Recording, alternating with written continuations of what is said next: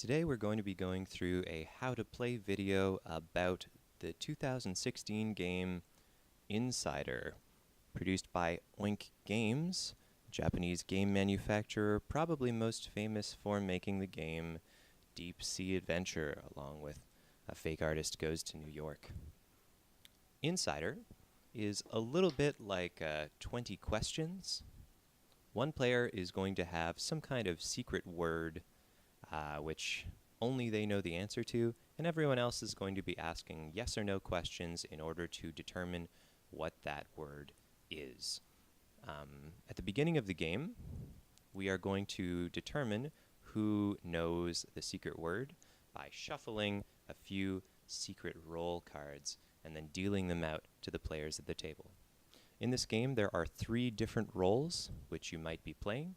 The first one is the master role. The master, as the name might imply, knows the answer. They are the person who is going to be answering all the yes or no questions. Everyone knows who they are. Not a secret if you are the master. Most players will be commons. Commons players are trying to figure out the answer, and they'll just be keeping their little rolls in front of them. The insider is the secret mole in the operation. The insider, which the game takes its namesake from, is actually already aware of what the secret word is, and they have the goal of trying to lead the other players to the correct answer without being obvious enough that they know what the secret word is. They're trying to lead the other players to the correct answer, but the other players will get a chance to guess who the insider is at the end of the game. And if they don't figure it out, the insider will win.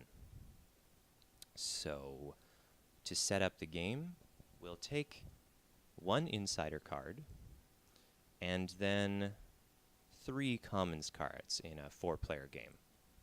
We'll shuffle these 3 cards up, shuffle them up so we don't know which one's where, and we'll remove one of them.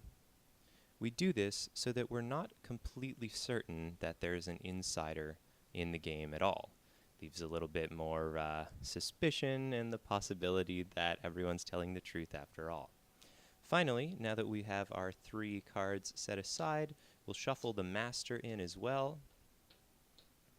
And all we really know is that every player will get one of these rolls,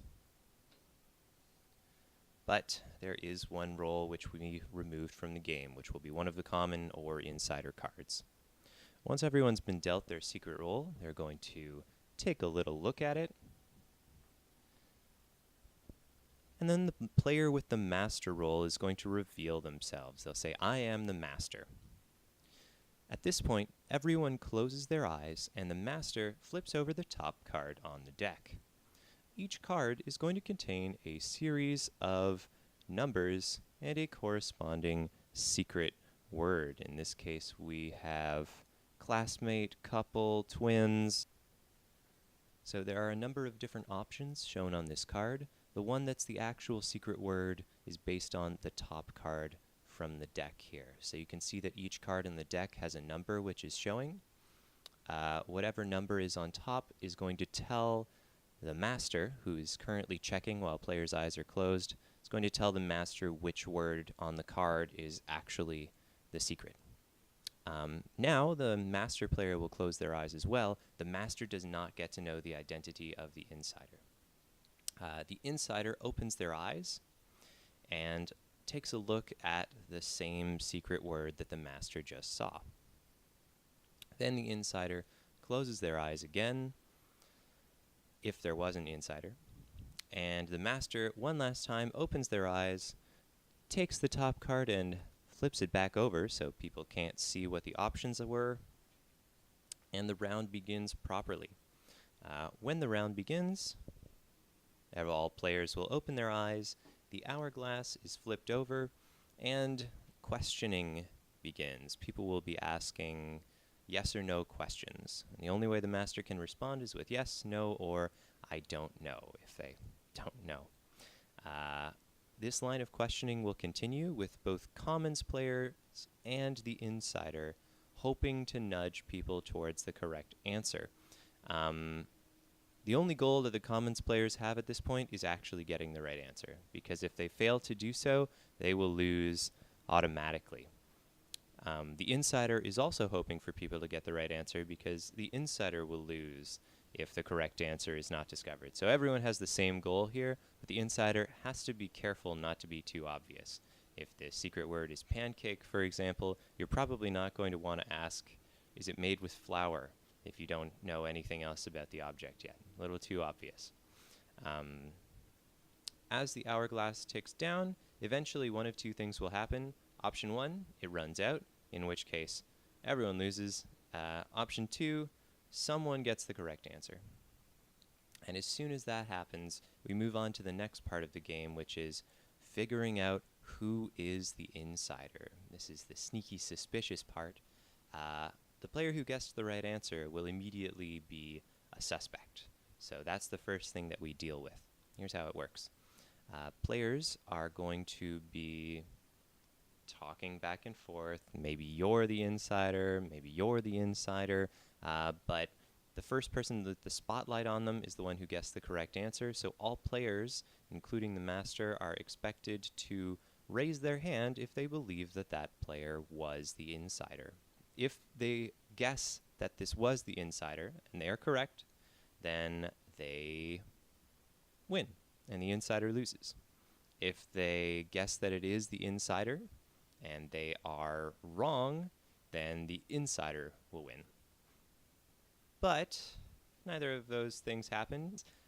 We move forward into one last part of the game, which is everyone will get to point at someone who they suspect as being the insider.